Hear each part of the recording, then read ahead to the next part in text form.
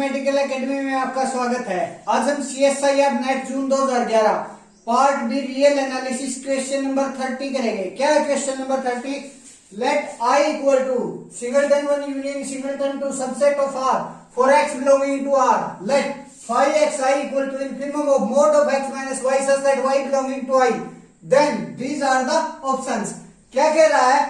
आई हमें एक सबसेट दिया गया है आर का, जिसमें सिंगलटन 1 और सिंगलटन 2 सिर्फ दो ही एलिमेंट हैं।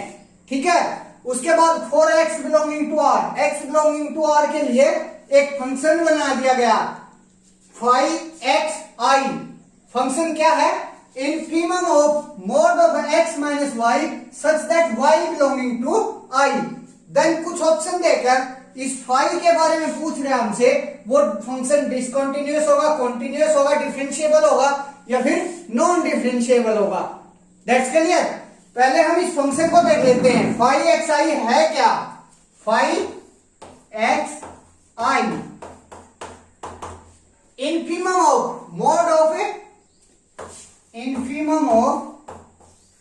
Mode of x minus y such that y belonging to I. देखो यहां x क्या है? एक रियल नंबर है और y क्या है? एक एलिमेंट है। किसका? सेट i का। That's clear. जो y है वो क्या है? सेट i का एक एलिमेंट है और उनके बीच में माइनस करके उनका मोड लिया गया है। मीन्स सीधी सीधी बात यह है कि रियल नंबर से और सेट आई की डिस्टेंस निकाली गई है और उस डिस्टेंस का हमने क्या लेना है? इन्फिनिमम लेना है। वो क्या है हमारा? Phi x I. That's clear. वो क्या है? Phi x I. By graph देखते हैं। 1 2 1 2। मेरे पास ये दो पॉइंट हैं सेट आई के, सिर्फ एक 1 है एक 2 है। अगर मैं इस इंटरवल माइनस इंफिनिटी कोमा 1 की बात करता हूं, यहां x कोई भी रियल नंबर है तो या इस जो रियल नंबर आएंगे वो इस इंटरवल से कोई भी रियल नंबर आ जाएगा।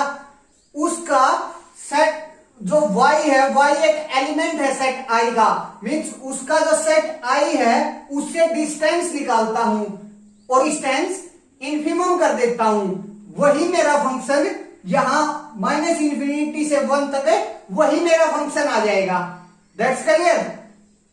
यहां मैं अगर जो इस इंटरवल में मेरा कोई भी रियल नंबर है उसकी अगर डिस्टेंस मैं 1 से लेता हूं और एक बार 2 से लेता हूं, क्योंकि आई में सिर्फ दो ही एलिमेंट हैं, एक 1 है एक 2 है, तो मैं दोनों से उसकी डिस्टेंस लूंगा। मीन्स यहां मैं एक बार मोड x माइनस 1 करता हूं और एक बार मोड x माइनस 2 करता हूं। That's clear.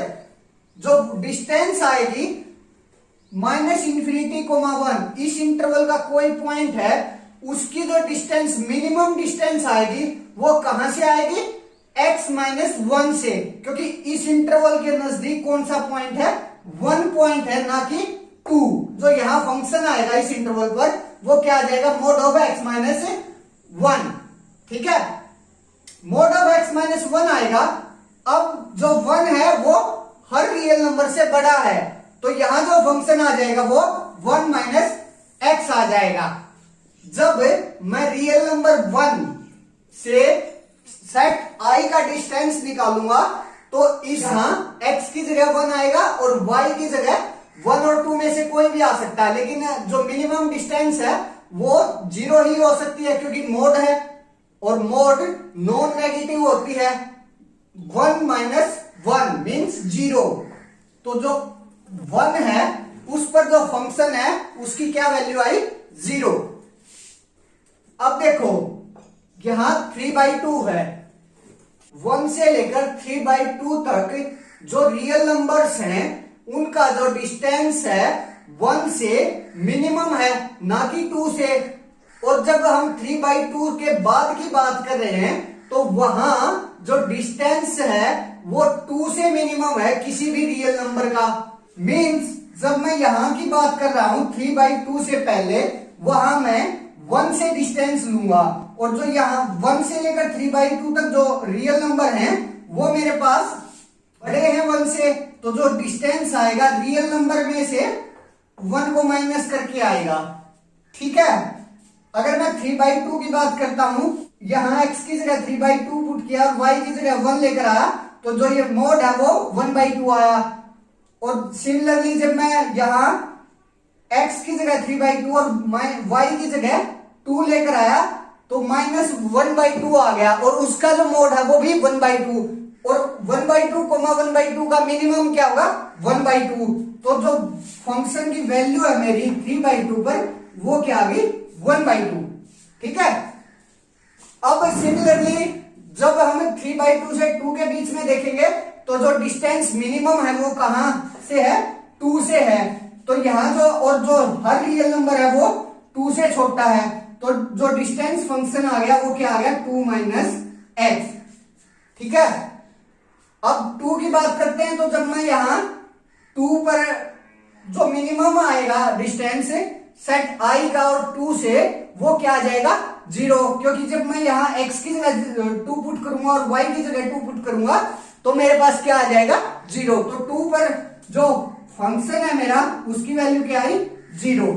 जब मैं यहां बात कर रहा हूं तो किसी भी रियल नंबर का डिस्टेंस i से मिनिमम तभी होगा जब उस रियल नंबर का 2 से हम डिस्टेंस लेते हैं। ठीक है, और यहाँ जो रियल नंबर है वो 2 से बड़ा है, तो डिस्टेंस कैसे आ गया, डिस्टेंस फंक्शन कैसे आ गया यहाँ x - 2। That's clear. अब मैं लिख देता हूं इसको 5xi को कंप्लीट लिख देता हूं मैं।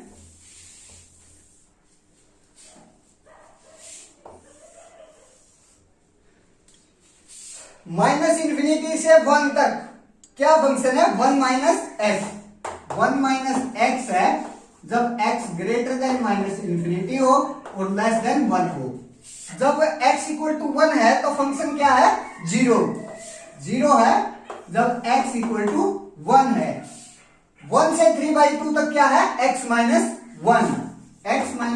है जब x ग्रेटर देन 1 है और लेस देन 3/2 है। ठीक है, 3/2 पर हमारा फंक्शन क्या है 1/2 है जब x = 3/2 है। 3/2 से 2 तक मेरा फंक्शन क्या है 2 - x 2 - x जब x ग्रेटर देन 3/2 है और लेस देन 2 है। 2 पर मेरा फंक्शन क्या आ रहा है 0 है जब x = 2 है। और 2 के बाद मेरा जो फंक्शन आया वो क्या है x - 2। That's clear. 2 के बाद जो फंक्शन आया मेरा वो है x - 2। x strictly greater than 2 है, यहां मैं x स्ट्रिक्टली लेस देन 1 लिख देता हूं। ठीक है, क्लियर। ये मेरा 5xi आ गया। अब मुझे ये बताना है कि ये कहां डिसकंटिन्यूअस है, कहां कॉन्टिन्यूअस है और कहां डिफरेंशिएबल और नॉन डिफरेंशिएबल है। ठीक है, मैं पहले कॉन्टिन्यूटी करता हूं। कॉन्टिन्यूटी क्या है, अगर right hand limit left hand limit function की वैल्यू के इक्वल आ जाए तो मेरे पास वहां जो फंक्शन है कॉन्टिन्यूअस होता है, और डिफरेंशिएबिलिटी में left hand derivative right hand derivative के बराबर आ जाए मेरा फंक्शन डिफरेंशिएबल हो जाता है। यहां मैं पहले कॉन्टिन्यूटी की बात करता हूं। x लेस देन 1 पर जो मेरा फंक्शन है 1 - x है, मींस एक पॉलिनोमियल है, और जो पॉलिनोमियल होती है वो एवरीवेयर कॉन्टिन्यूअस और एवरीवेयर डिफरेंशिएबल होती है। तो x लेस देन 1 के लिए जो मेरा फंक्शन है वो एवरीवेयर कॉन्टिन्यूअस और एवरीवेयर डिफरेंशिएबल है। That's clear. अब मैं 1 की बात करता हूं क्योंकि 1 पर हमारा फंक्शन भी टूट रहा है। अगर जहां फंक्शन टूट रहा है हम सिर्फ वही कॉन्टिन्यूटी और डिफरेंशिएबिलिटी चेक करते हैं। यहां 1 पर मेरा फंक्शन टूट रहा है क्योंकि 1 से लेस तो 1 - x है और 1 से ग्रेटर देन x - 1 है मेरा फंक्शन। अब मैं 1 पर बात करता हूं। 1 से पहले मेरे पास 1 - x है और 1 के बाद x - 1 है, और 1 पर जो 0 वैल्यू आ रही है वो 0 है। फंक्शन की जो वैल्यू है। अब मैं पहले लेफ्ट हैंड लिमिट निकालूंगा, उसके बाद राइट हैंड लिमिट निकालूंगा, और फिर फंक्शन की जो वैल्यू है वो अगर वो उनके बराबर आ गई तो मेरा फंक्शन कॉन्टिन्यूअस हो जाएगा। पहले हम लेफ्ट हैंड लिमिट निकाल लेते हैं। जब हम लिमिट इस साइड से एक्सटेंडिंग टू 1 करेंगे तो ये जो वैल्यू है वो 0 आ जाएगी, मींस लेफ्ट हैंड लिमिट 0 आ गई। अगर मैं राइट हैंड लिमिट भी देखूं तो जब लिमिट एक्सटेंडिंग टू 1 करेंगे इस साइड से x माइनस 1 में, अगर मैं यहाँ x की जगह 1 पुट करूंगा तो 1 minus 1 0, means right hand limit भी क्या आ गई मेरी 0 आ गई। और जो यहाँ फंक्शन की वैल्यू है वो भी मेरे पास क्या है 0 है, f ऑफ 1 जो है वो क्या है 0 है। मींस पर मेरा जो फंक्शन है फाई एक्स आई वो क्या हो गया कॉन्टिन्यूअस हो गया। दैट्स क्लियर, यहां मेरा फंक्शन कॉन्टिन्यूअस हो गया। अब डिफरेंशिएबिलिटी की बात कर लेता हूं। डिफरेंशिएबिलिटी में पहले राइट हैंड डेरिवेटिव फिर लेफ्ट हैंड डेरिवेटिव निकालेंगे। अगर वो इक्वल आ गई तो मेरे पास जो फंक्शन है वो डिफरेंशिएबल हो जाएगा। तो यहाँ राइट हैंड डेरिवेटिव क्या आएगा, इसका डेरिवेटिव करेंगे तो 1 आ जाएगा, इसका डेरिवेटिव करेंगे तो वो -1 आ जाएगा। Right hand derivative left hand derivative के बराबर नहीं आया तो मेरा जो फंक्शन है वो 1 पर डिफरेंशिएबल नहीं हुआ। मींस एक पॉइंट आ गया मेरे पास 1 जिस पर जो फंक्शन है वो नॉन डिफरेंशिएबल है, लेकिन 1 पर फंक्शन जो है वो कॉन्टिन्यूअस है, डिफरेंशिएबल नहीं है। अब हम नेक्स्ट पर देखते हैं, x ग्रेटर देन 1 से लेस देन 3/2। यहां जो फंक्शन है मेरा x माइनस 1 है, मीन्स एक पॉलिनोमियल है, तो वो कॉन्टिन्यूअस और डिफरेंशिएबल हो गया। अब मैं 3/2 पर चेक करता हूं। 3/2 पर जो वैल्यू है फंक्शन की वो क्या है 1/2। 3/2 से पहले x माइनस 1 और 3/2 के बाद 2 माइनस एक्स। That's clear. अगर मैं राइट हैंड लिमिट निकालता हूं तो 2 माइनस 3/2, 2 माइनस 3/2 वो क्या आ गई मेरे पास, राइट हैंड जो लिमिट है वो आ गई 1/2। सिमिलरली अगर मैं लेफ्ट हैंड लिमिट निकालता हूं 3/2 माइनस 1 वो भी क्या आ गई 1/2। Means right hand limit and left hand limit equal आ गई, और जो फंक्शन की वैल्यू है वो क्या है 1/2। मींस f ऑफ 3/2 भी क्या आ गया 1/2 आ गया। मींस अगर ये तीनों इक्वल आ रहे हैं तो मेरे पास जो फंक्शन है वो क्या आ गया कॉन्टिन्यूअस आ गया f 3/2 पर। ठीक है, अब डिफरेंशिएबिलिटी की बात करते हैं। लेफ्ट हैंड डेरिवेटिव निकालते हैं, यहां क्या आ गया 1। राइट हैंड डेरिवेटिव निकालता हूं तो क्या आ गया -1। Right hand derivative and left hand derivative equal नहीं है तो जो 3/2 पर जो मेरा फंक्शन है वो डिफरेंशिएबल नहीं है। मींस मुझे एक पॉइंट और मिल गया 3/2 जहां मेरा जो फंक्शन है वो डिफरेंशिएबल नहीं है। That's clear.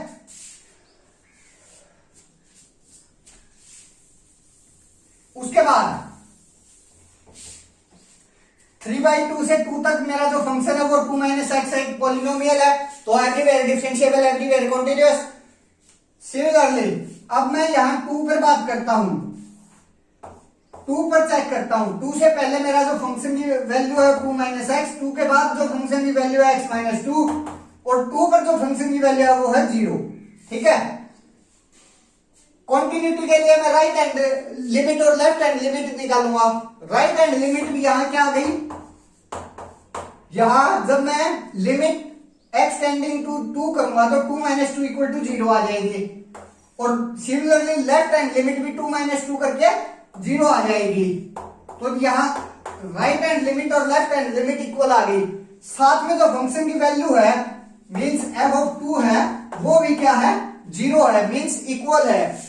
तो यहां जो मेरा फंक्शन है वो क्या आ गया कॉन्टिन्यूअस आ गया 2 पर। लेकिन सिमिलरली जब हम डिफरेंशिएबिलिटी की बात करते हैं तो right hand derivative left hand derivative देखते हैं। यहां डेरिवेटिव करेंगे तो -1, यहां डेरिवेटिव करेंगे तो 1, वो दोनों नॉट इक्वल आ जाते हैं। नॉट इक्वल आ जाते हैं तो ये जो फंक्शन है वो 2 पर डिफरेंशिएबल नहीं है। मींस एक पॉइंट और आ गया मेरे पास 2 जहां ये फंक्शन डिफरेंशिएबल नहीं है। ठीक है, अब 2 के बाद की बात करते हैं। 2 के बाद की बात करते हैं तो x माइनस 2 है फंक्शन, x माइनस 2 है तो वो एक पोलिनोमियल है। Polynomial everywhere continuous, everywhere differentiable होते हैं। अब मुझे y x i के बारे में पता चल गया, जो कि कॉन्टिन्यूअस एवरीवेयर है, लेकिन जो डिफरेंशिएबल है वो इन 3 पॉइंट को छोड़कर है। पढ़ते हैं five discontinuous somewhere on R, five कहीं डिसकंटिन्यूअस है, लेकिन यहां तो मेरे पास फाइव जो है वो एवरीवेयर कॉन्टिन्यूअस आ रहा है, means option wrong. Five is continuous on R but not differentiable only at x equal to 1। Only at, इस ओनली एट ने इस ऑप्शन को रॉन्ग कर दिया। ठीक है, अगर यहां सिर्फ इतना बोलता five continuous on R but not differentiable at x equal to 1, तब यह ऑप्शन ठीक होता। लेकिन यहां जो ओनली एट है कि केवल और केवल x इक्वल टू 1 पर डिफरेंशिएबल नहीं है, लेकिन ये तो 3 पॉइंट पर डिफरेंशिएबल नहीं है, 1 के साथ 2 और पॉइंट है 3/2 और 2, जिस पर ये नॉन डिफरेंशिएबल है, मींस ये ऑप्शन भी रॉन्ग हो गया। C option, five continuous on R but not differentiable only at x equal to 1 and x 2।